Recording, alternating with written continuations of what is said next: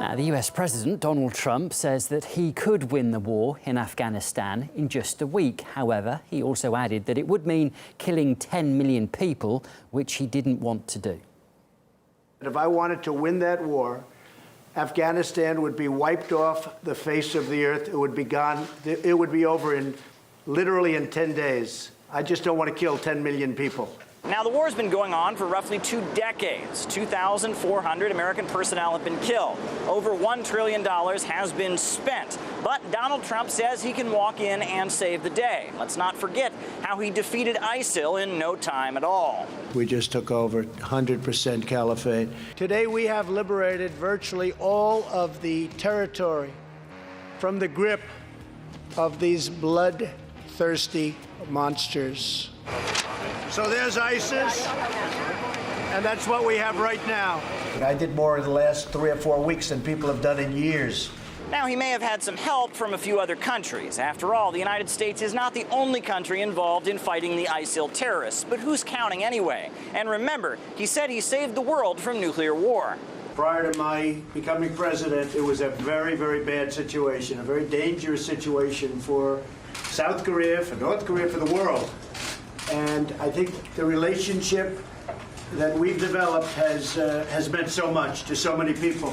No nuclear testing, no major missile testing, nothing like when I first got here. So now, with tensions in the Strait of Hormuz, Trump says he's going to show the Islamic Republic of Iran who's boss. Only goes to show what I'm saying about Iran. Trouble, nothing but trouble. The greatest people in the world, we have the greatest equipment in the world, we have the greatest ships, most deadly ships. We don't want to have to use them, but they're the most deadly ships ever conceived. At this point, tensions are rising. Oil tankers have been seized, but we know that if things cool off, a certain person will probably take the credit. In fact, some are even pushing the idea that he's been sent by God, a kind of foul-mouthed guardian angel to protect us here on Earth. Could it be that President Trump right now has been sort of raised for such a time as this, just like Queen Esther, to help save the Jewish people from an Iranian menace? As a Christian, I certainly believe that's possible. Trump has very little to show for his foreign policy. Most of it is a fantasy. The Americans didn't defeat ISIS in Syria. The Americans couldn't make the North Koreans tremble and give up their nuclear weapons. The Americans can impose a lot of suffering on Iran by imposing new economic sanctions after Trump shredded the Joint Comprehensive Plan of Action. But outside of imposing misery on other people around the world, there's not much to show for it. And as a consequence, Donald Trump struts around like a rooster.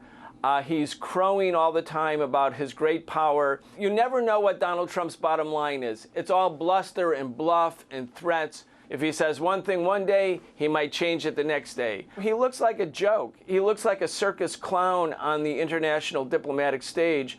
It doesn't help Trump, and it certainly doesn't help the image of the United States. So remember, when things go right, Trump did it. And if things go wrong, well, let's just hope they don't. Caleb Maupin, RT, New York.